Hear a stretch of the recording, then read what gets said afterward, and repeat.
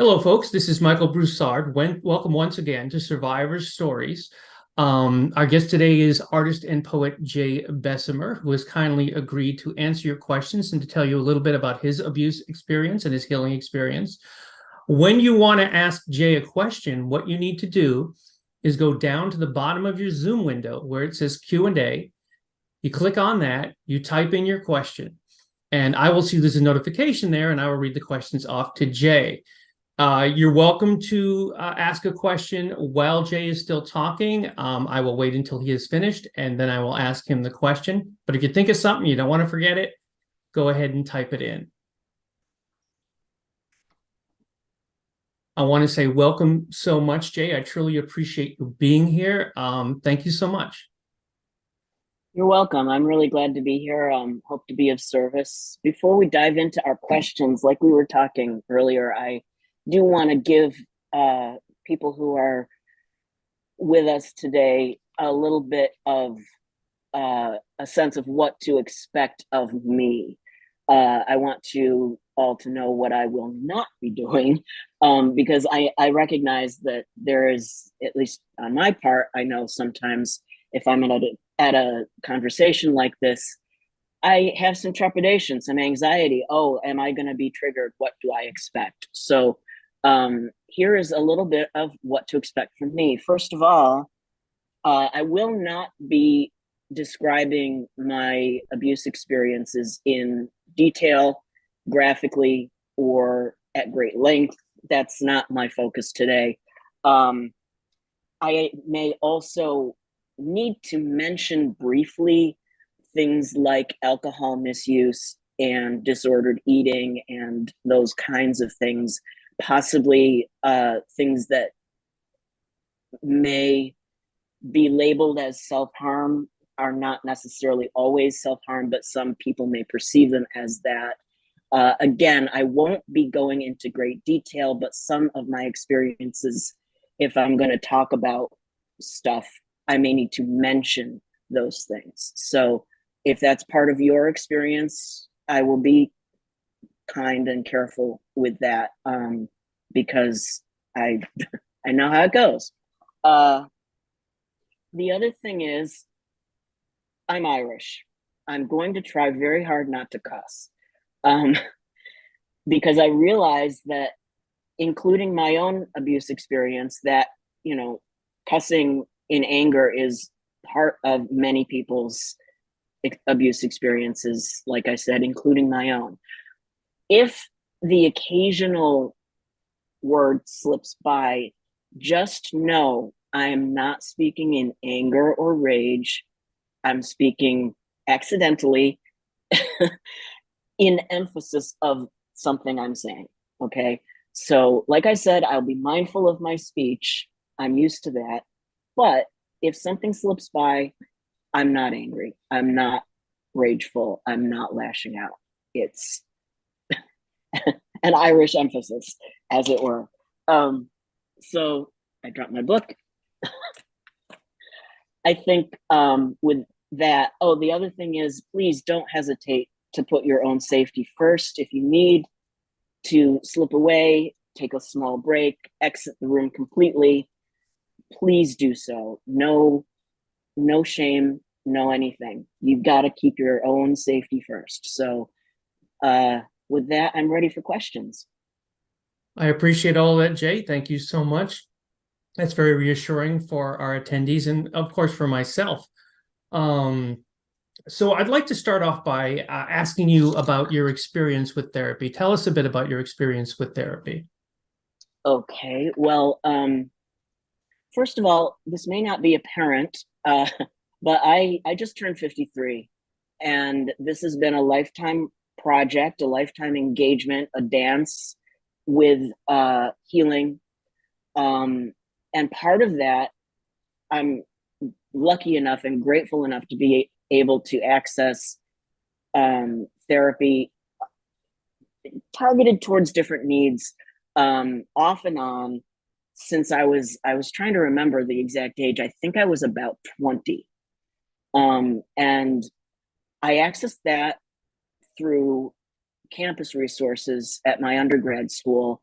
And because I stayed in town for my graduate work, I was also able to sort of, you know, fudge in there and stay with my campus therapist even while I was in grad school. So um, the trouble was that after I left, there was a long gap when I could not access regular health care, including therapy. So for like the 90s through early 2000s, uh, I think I think that was the period where I could not access therapy. Um, and it was a problem. I needed therapy and I couldn't get it. So when I finally resumed therapy, it was because I was in a serious crisis. And I was dealing with agoraphobia, serious PTSD. Um, I I'm not necessarily going to throw a bunch of diagnoses out because sometimes those get in the way. I'm much more about centering my experience, and I may call something, you know, by a diagnostic term. That's because I embrace that term as appropriate to my living. So um, I didn't know anything about what's called complex or CPTSD um, at the time I re-entered therapy in the early aughts, I guess we say, the early aughts. I was 30 something, 33, I think. And at first, I was I was seeing a therapist, and who I call my meds doc. The let's see, she was a PsyMed. She was a psychiatric doctor, um, and she was also an addiction specialist, which was lucky for me, although I wasn't treating addiction at that point. So one thing about my therapy, as I've suggested, is that there are stages, there are ons and offs, there are targeted therapists, you know, targeted ones I see for particular specific reasons. Um, my therapy history does include a very bad experience because becoming aware, when I was becoming aware that I had to come out as trans, this was again in the early 30s, my early 30s, not the early 1930s, my early 30s. Um, I was with, I was working with a therapist who had got me over the hump. They were working in conjunction with my meds doc. And pardon me, my phone is going. I need to shut it there. So I was working with a therapist who turned out to be extremely anti-trans. And I needed to leave working with her. I needed to stop that um, because it was not working. It was not going to work anymore, you know? Um, so I went without therapy. I still saw my meds doc, but I went without regular, you know, like weekly or off more often sessions with my bad therapist. I just call her my bad therapist. Um, I went without therapy for quite a while, and I was still, like I said, I was still using, you know, I needed prescription medication, and I still need prescription medication to maintain to manage the PTSD, depression, anxiety, panic disorder, those kinds of things. Okay. Um, and I'm very supportive of the use of medication when it's needed and appropriate, and not when it's forced on somebody. Um, and it's been very important to my healing, and it continues to be. Um, then around, let's see, 10 years ago, um, I worked with, I sought out a therapist that I knew was going to be trans, uh, trans loving. I mean, that's the only way to say it. It's not just, trans accepting. He specialized in trauma and trans people. So he was a really great match. And I saw him for 7 years. We stopped working together in 2020 because we had met all my therapy goals and I couldn't think of any more. So it was a perfect time to stop. And when I first sought him out, I said, I need to transition. And I'm afraid that my trauma history will lead me to sabotage myself out of that. I need help in getting to that point.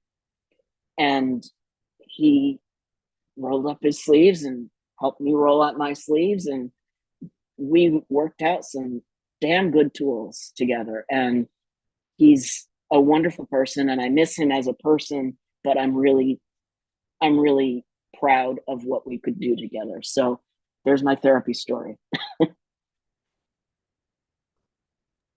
That is an absolutely wonderful story. I know a lot of people out there will relate to that, and I certainly relate to that because wow, good therapy, bad therapy. Um, there's been some bad ones. Um, you talked about, having a therapist who wasn't trans positive, who was actually negative about the experience and about the concept.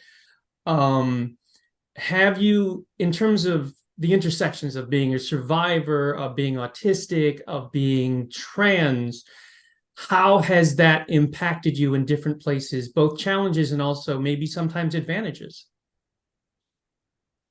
Well, let's see.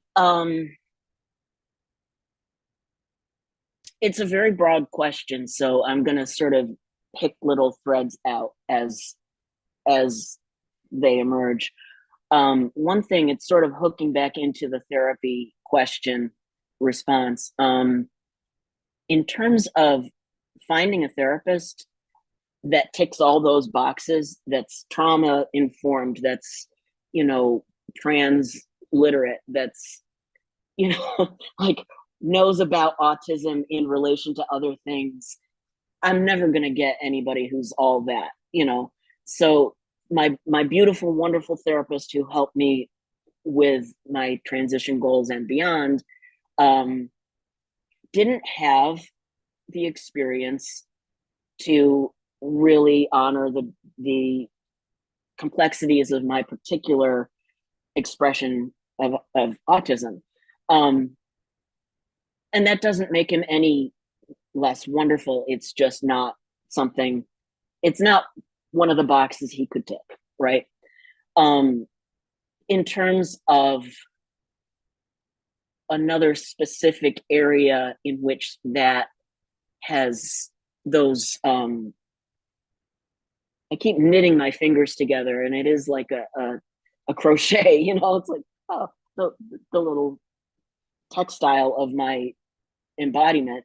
Um, I think we're sort of skipping to part of what I was going to say about my work. Um, those have all informed my work in ways that are direct and ways that are indirect. Sometimes it's through content in a poem, a book, whatever. It comes out not necessarily, I'm not a narrative poet. I tend towards the experimental, or what people call the experimental. I I'm incapable of stringing together a linear narrative, um, for lack of a better way to say it. It's also not my area of interest. I love reading it. I love reading fiction. Constant. You have no idea how much I read. Um, but that is one of the things where I think if someone expects specifically trans and like legibly, obviously, here is a story about injecting testosterone, they're not going to get that, And I push really hard against that expectation. So I think that in itself may be an answer because the way that the textile of my embodiment, I like that little thing I said, the way that that knits together means that I've got threads that are, you know, autism activist. I've got threads that are survivor activist. I've got mad pride threads. I've got threads that are trans, late life transition, elder, because I can claim that. I'm 53. I consider myself an elder. I'm an elder, okay? I'm damn lucky to have survived this long, and I'm proud of it. And that, as you see, I'm not a shrinking flower. I'm not in your face necessarily, but you know, I'm not reckless, but I'm not shy. And if you could see here, let me show you.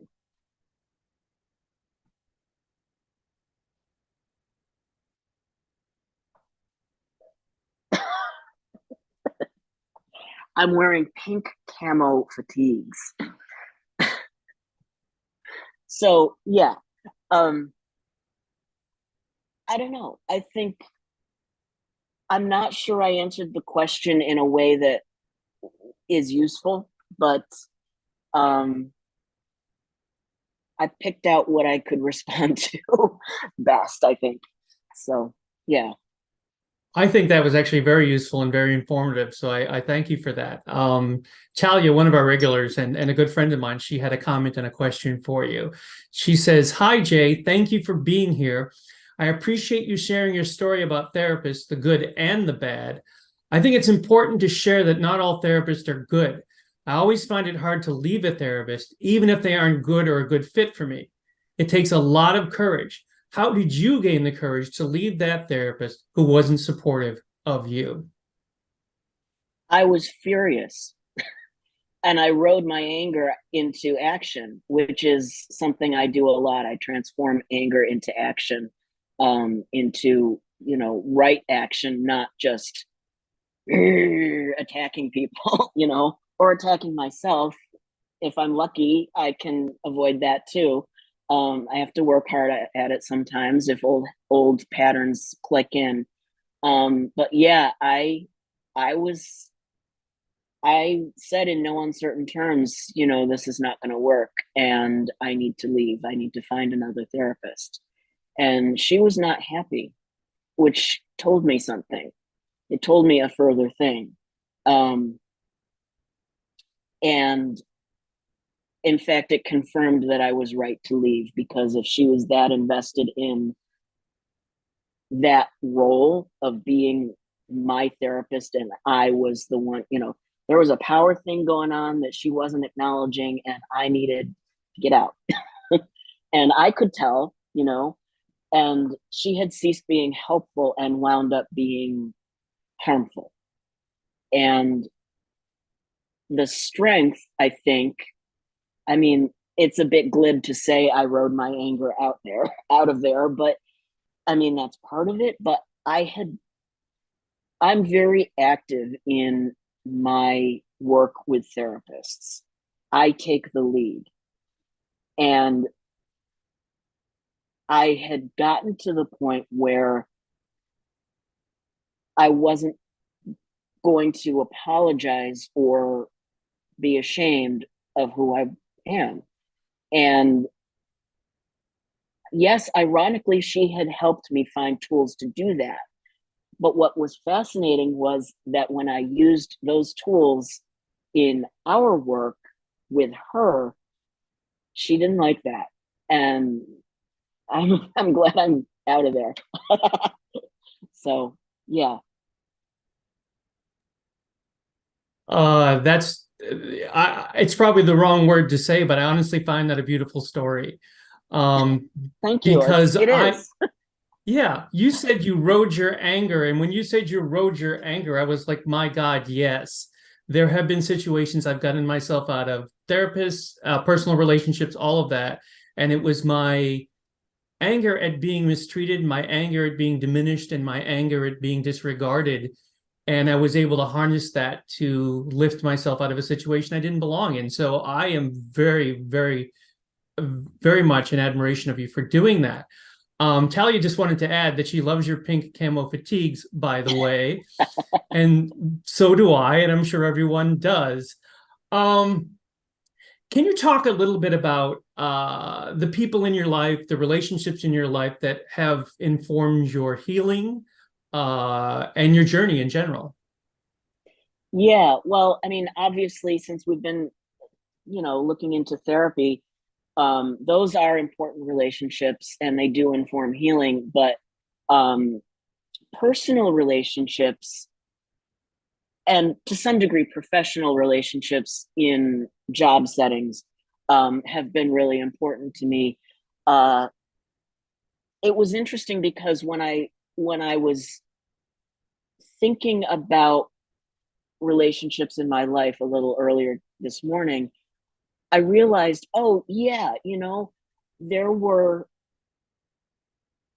like, I had a lot of friends from a youth group that was I grew up in Buffalo, New York, and so, you know, the our youth group's district included Ontario. So it was like Ontario, New York State, except for those people in New York City because we didn't like them. Um, and then so like Ontario and upstate New York. And so I had a lot of friends on both sides of the border.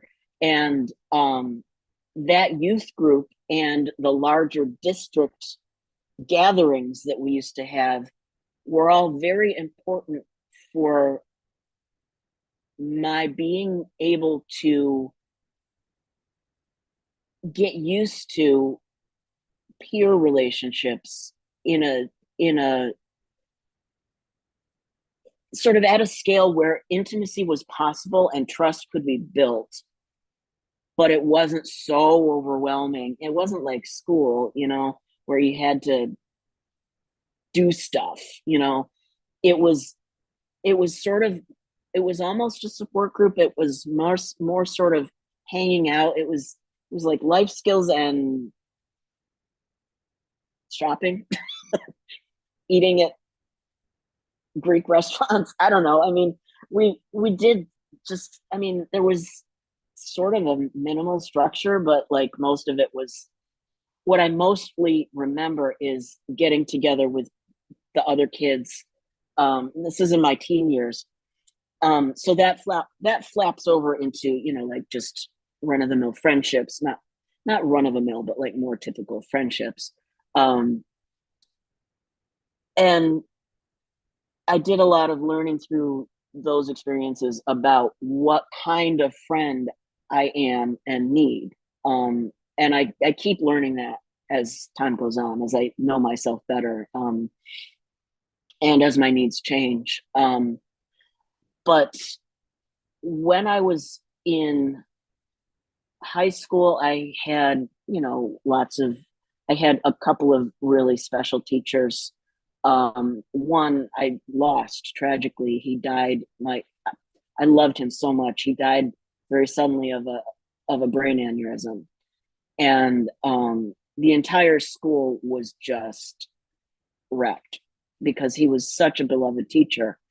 Um, and in that, I learned that I grieve differently, and that was very important. But my relationship with that teacher, I used to go I would get to school very, very early as soon as it opened so that I could write. And he taught a Russian class in like before homeroom. So it was like an additional class period. And when he was done with Russian, I would come in and sit on a desk with my legs, like lotus shape, and we would talk about dreams and books. And he, I was really he is one person who has said the kindest thing ever that I have ever anybody has ever said to me. He told me,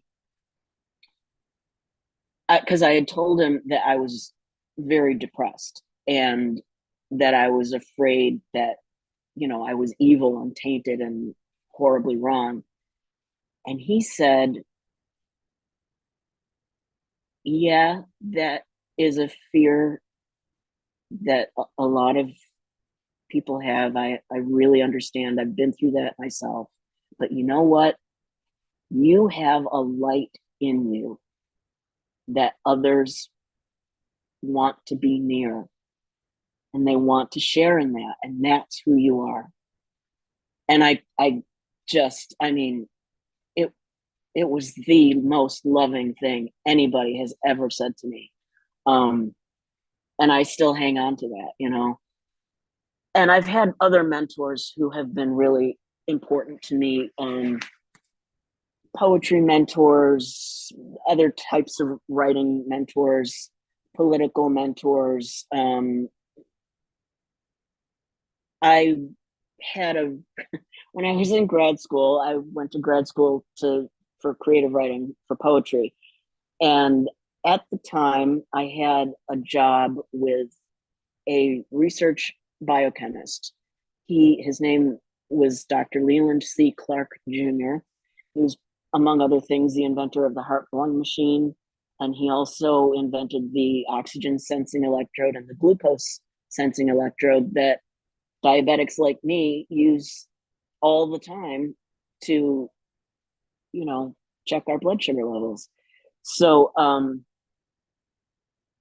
he was really a, a, a, a very unusual person.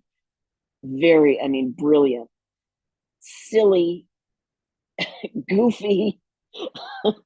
He had a temper. His birthday was the day before mine, and sometimes we would fight because we were very much alike. And so, when my stubborn hit his stubborn, it was, it could get a little bit shouty, but, you know, we, there was love there. We loved each other. And that's the most important thing that my mentors have given me, was a sense that of what love actually is, and that you don't have to be perfect. Neither anybody in any loving flow, we can't be perfect. It can't be love if there's perfection. There's no room for love if there's perfection. So and one of the best things that my mentors taught me was that I also can mentor others. And so lately, as a as an old man, I've been mentoring, really informally. You know, uh, I've been mentoring younger poets, especially young trans and gender nonconforming poets who found me through my work, and we're just buds, and we don't hang out as much in person, in a physical space, but we are in contact, you know, and that is that is incredibly important to me, because it helps me pass along what I've learned and pass along tools and ideas and jokes. So yeah. Um, I think it's fantastic that you're out there giving people who have some of the same experiences you do that validation and that encouragement, because it's something that I know as an artist and a survivor I so very much needed. I and that's something to treasure. So you're out there doing good works, and I would like to thank you for that because I appreciate people in my life who do that.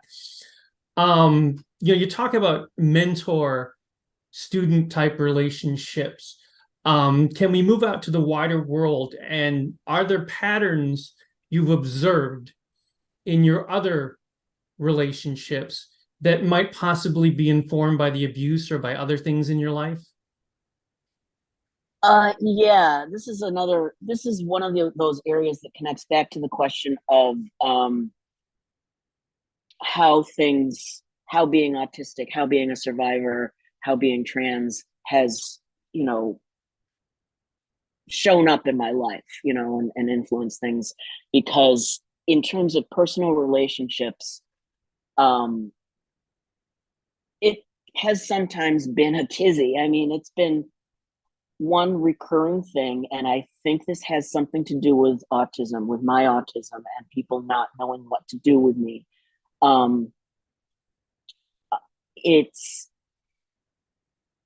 part of my abuse history involves abandonment trauma, and I have been that abandonment trauma has recurred in across different kinds of relationships and throughout my life. Um, and when I was younger, when I was a teen, it took the form of like a very young teen and then later teen. So like before high school and then towards the end of high school, it took the form of being mobbed in school, like mass bullying. Um, and then there was some stuff about all my friends ditching me. And because there was a dispute and one friendship ended, and all my friends except one took the side of the friend that I had broken up with. And that was really hard. And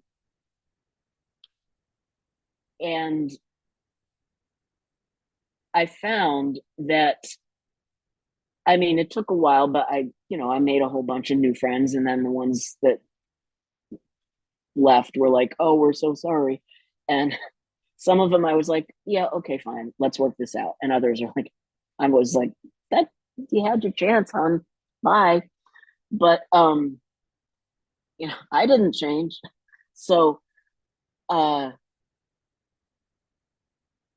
there was a time also where that got repeated with some college and beyond friends. So in early adulthood, that got repeated. Um, and then once, this is actually not surprising, this happens, it's almost a given that it will happen. I lost people from my life when I transitioned. That's kind of a no brainer. Some apologized and came back and were like, look, I, I've educated myself. If you will have me back, I'm ready to do what it takes. And others didn't, and the same sort of thing happened when, in the course of living with, chronic illness and having to change how I did professional and social events. Um, a lot of people have just dropped by the wayside because I'm no longer convenient. Um, that's a mean way to say it.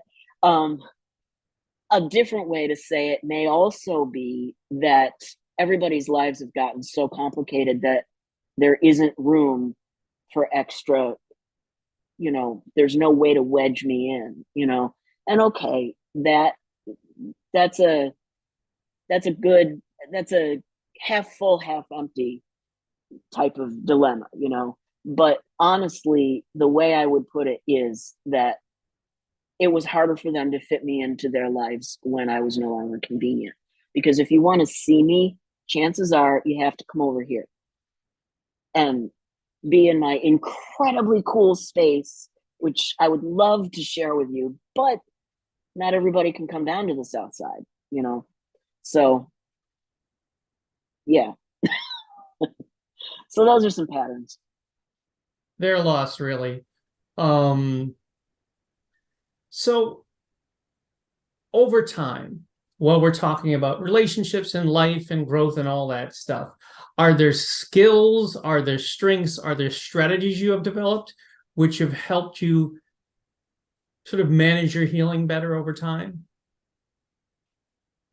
Well, it's interesting because I think some of this stuff is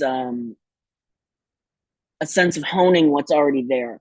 And I think that some of these things are results of being autistic because I am very, like, I'm really empathic, like, sometimes to a very difficult degree, um, which means that I have a big, highly effective bullshit detector. Um, I I can tell if somebody is trying to put one over on me, and especially if there's a big gap between their the emotional register that they're putting out and the words that they're speaking. And that has been really helpful in keeping me safe. And I think I'm very intuitive. And I think that that is part of it because my empathy is talking to my intuition and all my other ways of gauging a situation and saying, hey, you know, you can trust what your empathy is telling you. And I think this person can't be trusted. You can distance yourself. So that's been really helpful. And I think that actually was helpful in, you know, getting quit of that bad therapy situation. Um, I think that there's a lot of, I have a very strong attention to detail. The flip of that is that I cannot filter things out. Um, Everything comes in, so it takes me a really long time to process emotions, to process um, sensory information. Um, there are a number of reasons why I'm wearing my sunglasses right now, including that it's sunny and it's coming through the window. But the I think one thing that wherever it came from, I'm pretty good at identifying my needs these days. After, therapy has helped me hone that skill, but I'm really good at identifying my needs, identifying where they have changed and how and when. Um, and I also am good at self advocacy. Um, and that is a massive tool for anybody doing healing work, anybody trying to work with trauma, work with the results of abuse. So, yeah, I mean, I'm really proud of my self advocacy. It's a hard skill to, for a lot of us, it's a really hard skill to step up and say, no, that was inappropriate. I'm not going to tolerate that. You know, this is what I need instead. And I mean, it's hard enough saying that was inappropriate. I'm not going to tolerate it. But the real, as my old therapist used to say, Jedi level stuff was the second part, which is here's what I need instead.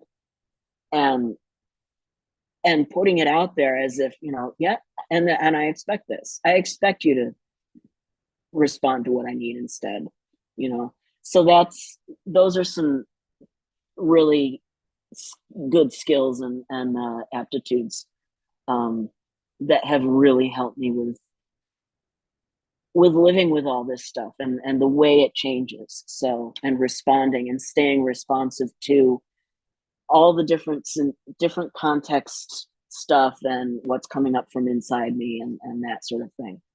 Yeah. You may have answered this partially while you were talking, but while you were talking, before you started talking about advocating for yourself, Talia had this question. And if you have anything to add in regard to that, once I read this to you, please do. She said, in relationships, do you find it challenging to figure out your boundaries and what you need? I struggle with boundaries and what I need so much because of my abuse history. I am a recovering people pleaser. And I am wondering if you did too and how you have navigated that. Well, yes. I mean, I'm not in like a bobblehead here, but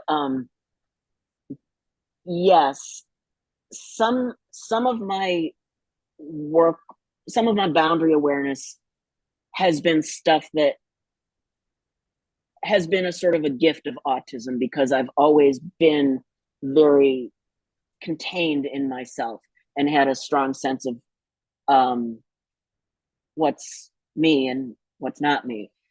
Those around me have often had difficulty recognizing that I was not them. So, in terms of my setting, holding, and being aware of boundaries, a lot of it is stuff I've had all along, but have begun to be more assertive about, more and more certain about, like where things I have some wiggle room, but only up to a point. And so those nuances. I am married to a gender fluid elder survivor who is also neurodivergent. And we've been together for, now I've lost track, something like 15 years. I can't remember. Um, so a lot of this work is done in the field, as it were. We are always negotiating, overstepping, pulling back. Oops, we got to figure this out. Let's work this through. Whoa. And sometimes it's, these days, we both have a lot more tools, and it's a lot easier to work things through, especially, sometimes ADHD and autism, sometimes the needs are absolutely contradictory.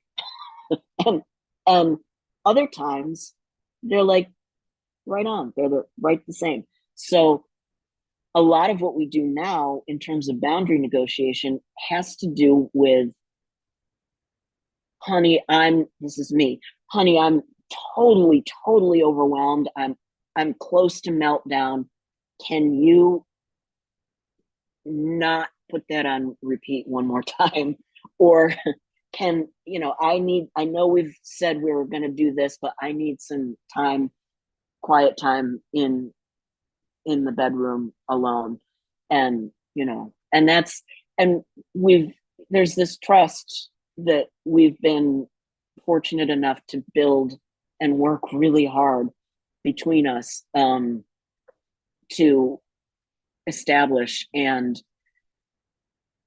to strengthen, because I think, establishing the trust is one thing, but keeping it maintained is another. So I find that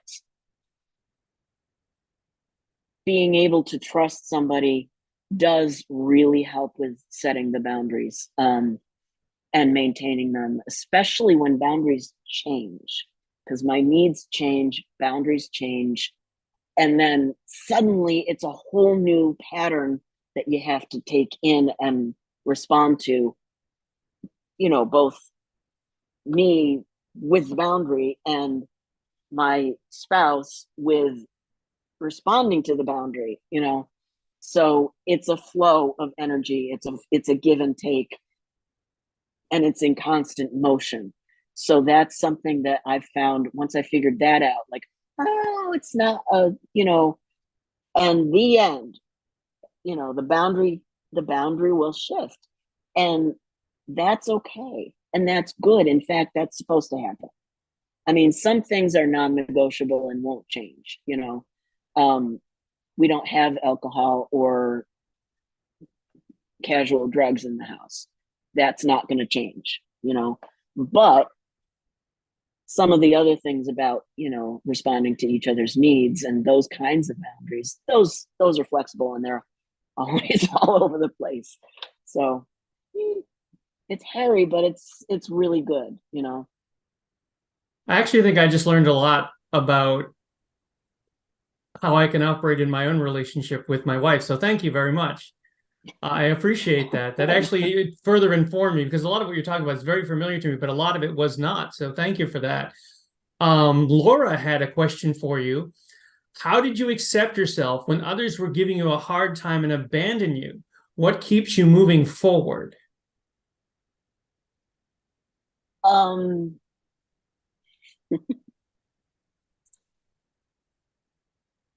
I'm laughing because there are a number of different answers to this question and different threads I could pull from. I want to say a silly thing like, sheer orneriness or something like that, which, okay, that's part of it. Okay. I mentioned I'm stubborn, so sometimes I can dig in. Um, but honestly, there is this inexplicable well of self love that I have been able to access through my entire life. And I don't know what to call it. I just call it self love. And that has kept me alive. Um, there are some other things that Michael and I discussed beforehand about where I might sort of anticipate another question in answering this one. When people were abandoning me, especially when I was a teen, I turned to Doctor Who. Doctor Who and some other popular culture stuff. Like I was Star Trek as well, of course, Star Wars, various music things, like I was a punk, you know. Um, um, this is me when I was around the time I'm talking about.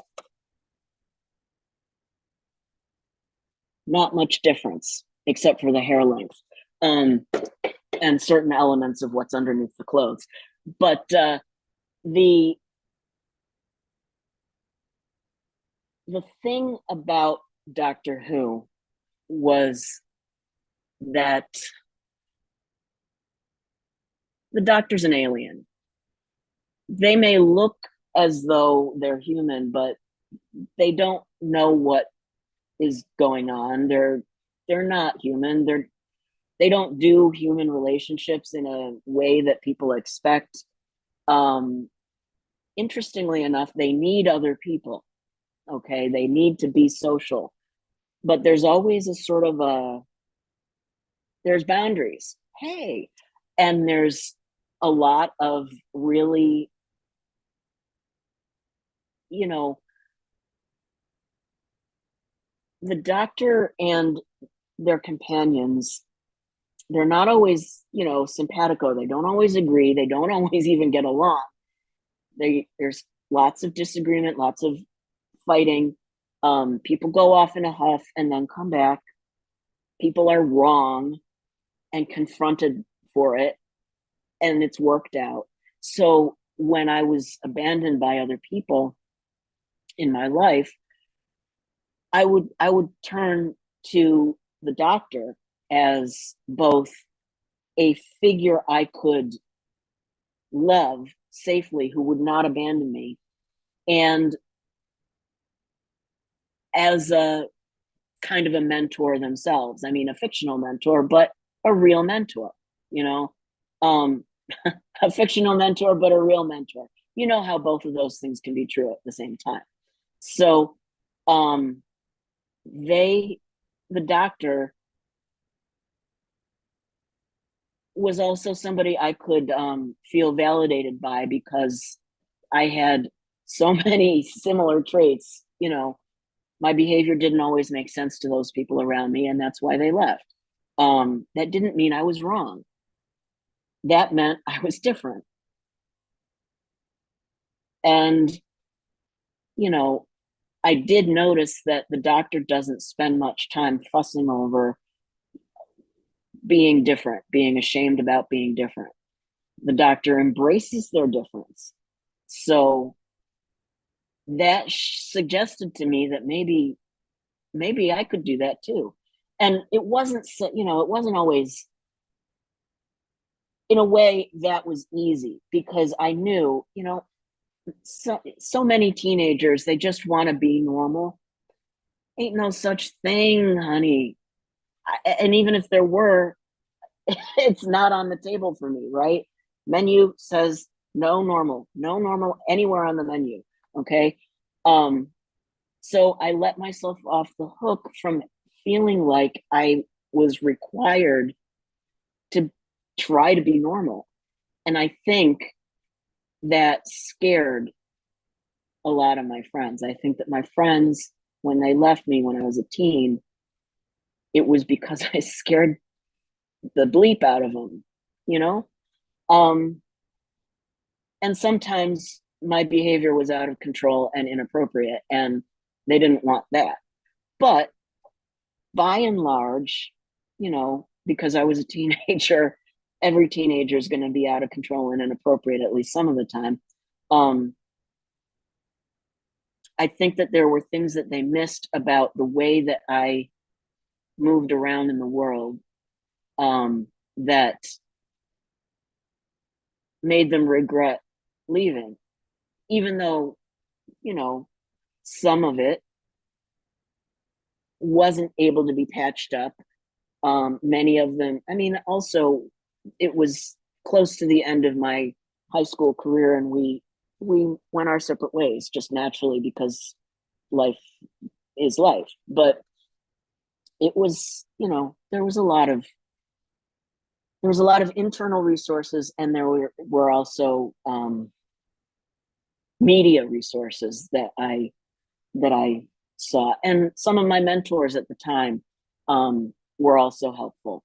The thing I talked about with my teacher who had died, who said the most loving thing to me, that depression was during a time during that stretch when I had been abandoned.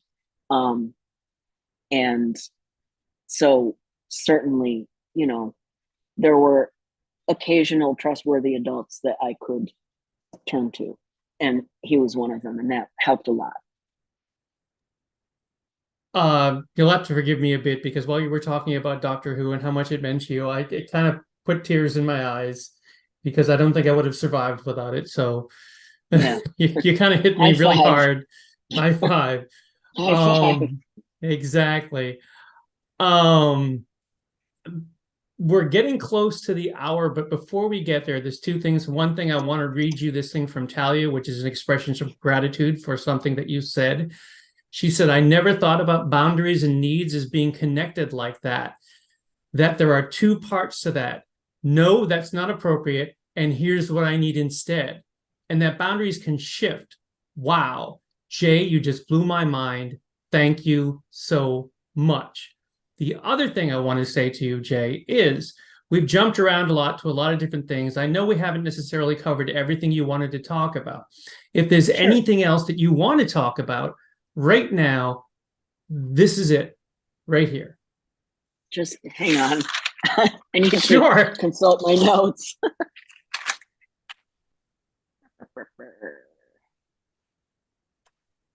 I don't know, maybe I just want to say a little bit about my work, because I think I talked about what it isn't, and I like to balance that with a sort of a, well, here's what it is. I do a lot of